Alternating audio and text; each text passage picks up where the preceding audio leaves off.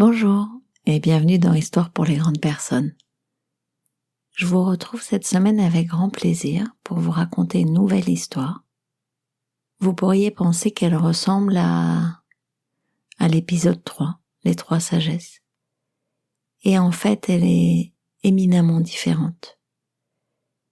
Elle a une forme de complexité, de profondeur, de champ d'exploration assez riche et assez vaste. Je ne vous en dis pas plus et je vous invite à écouter Le génie menteur. Il y avait une fois un jeune prince qui trouvait les gens autour de lui méchants et égoïstes. Il en parla un jour à son précepteur, qui était un homme sage et avisé, et qui lui confia une bague un peu particulière. « Cette bague est magique, lui dit-il. Si tu la tournes 3 fois sur elle-même, un génie t'apparaîtra. Toi seul le verras. Chaque fois que tu seras insatisfait des gens, appelle-le. Il te conseillera. Mais fais attention, ce génie ne dit la vérité que si on ne le croit pas. Il cherchera sans cesse à te tromper. » Un jour, le prince entra dans une violente colère contre un dignitaire de la cour qui avait agi contre ses intérêts. Face à cette colère, il fit tourner 3 fois la bague. Aussitôt, le génie apparut. « Donne-moi ton avis sur les agissements de cet homme, dit le prince. S'il a fait quelque chose contre toi, il est indigne de te servir. Tu dois l'écarter ou le soumettre. » À ce moment, le prince se souvint des paroles étranges de son précepteur. « Je doute que tu me dises la vérité, dit le prince. »« Tu as raison, répondit le génie. Je cherchais à te tromper. Tu peux bien sûr asservir cet homme, mais tu peux aussi profiter de ce désaccord pour apprendre à négocier, à traiter avec lui et trouver des solutions qui vous satisfassent tous deux. » Parcourant un jour la ville, avec quelques compagnons, quelque temps plus tard, le prince vit une immense foule entourer un prédicateur populaire. Il écouta un instant le prêche de cet homme et fut profondément choqué par ses paroles qui contrastaient violemment avec ses propres convictions. Il appela alors le génie. « Que dois-je faire ? » « Fais-le taire ou rends-le inoffensif, » répondit le génie. « Cet homme défend des idées subversives, il est dangereux pour toi, mais également pour tes sujets. Cela me paraît juste, pensa le prince. Mais il mit néanmoins en doute ce que le génie lui avait dit. « Tu as raison, dit le génie, je mentais. Tu peux neutraliser cet homme, mais tu peux aussi examiner ses croyances, remettre en cause tes propres certitudes et t'enrichir de vos différences. » Pour l'anniversaire du prince, le roi fit donner un grand bal où furent conviés rois, reines, princes, mais également princesses. Le prince s'éprit d'une belle princesse qu'il ne quitta plus des yeux et qu'il invita maintes fois à danser, sans pourtant jamais oser lui déclarer sa flamme. Un autre prince invita à son tour la princesse. Notre prince sentit monter en lui une jalousie profonde. Il appela alors son génie. « Que dois-je faire selon toi ? » ?»« C'est une crapule, » répondit le génie. « Il veut te la prendre, provoque-le en duel et tue-le. » Se rappelant que son génie le trompait toujours, le prince ne le crut pas. « Oui, c'est vrai, tu as raison, dit le génie. À nouveau, je cherchais à te tromper. Ce n'est pas cet homme-là que tu ne supportes pas. Ce sont les démons de tes propres peurs qui se sont éveillés quand tu as vu ce prince danser avec la princesse. Tu as peur d'être délaissé, abandonné, rejeté.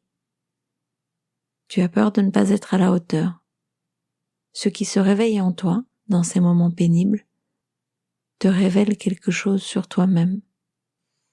Par la suite, à l'occasion du grand conseil du royaume, un jeune noble téméraire critiqua à plusieurs reprises le prince et lui reprocha sa façon de gérer certaines affaires du royaume.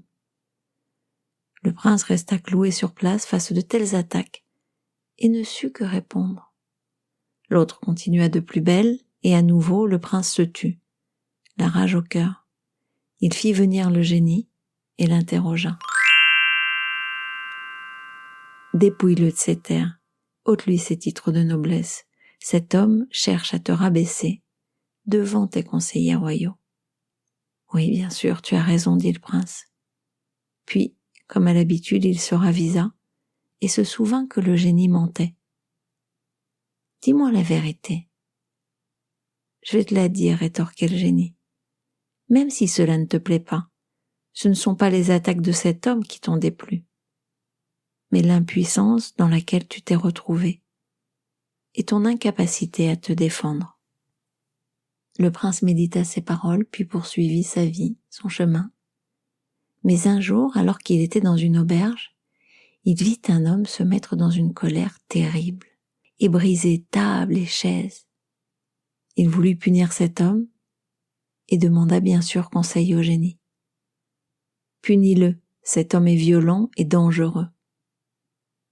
Je suis sûr que tu me trompes encore, dit le prince.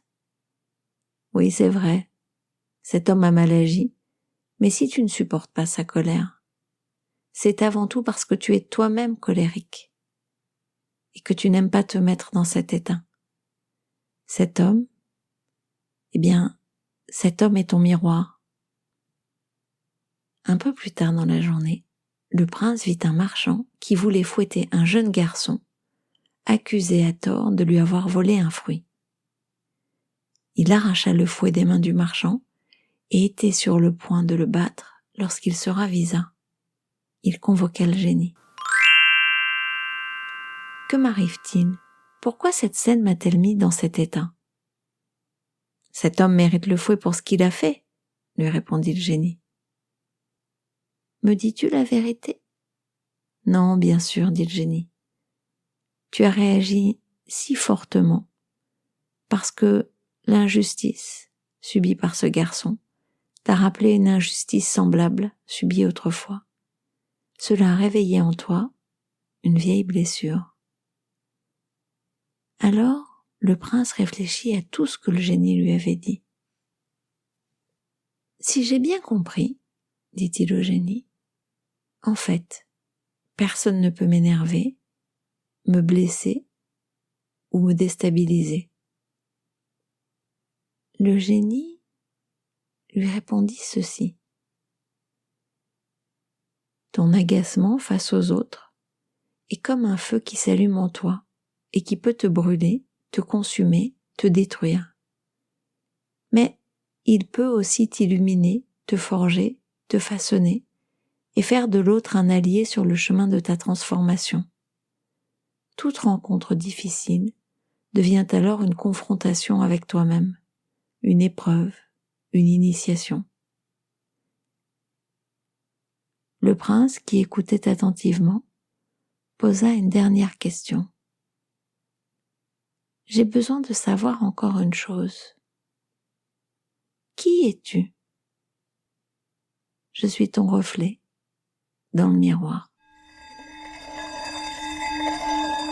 Comme chaque fois, chacun trouvera, entendra, comprendra, analysera probablement des choses différentes dans cette histoire en lien avec son niveau de conscience, d'éveil ou de réflexion personnelle. Et comme chaque fois, ce qui m'intéresse, c'est vraiment de faire le tour de vos perceptions. Donc je vous invite à réagir, à commenter. Je vous remercie également de vous abonner. En fonction de là où vous êtes, Spotify, Apple Podcast, Google Podcast, Podcast Addict, etc. Vous aurez à cocher être notifié des futures sorties ou vous abonner. Je vous remercie de m'avoir écouté et je vous donne rendez-vous dans 15 jours. À bientôt dans Histoire pour les grandes personnes.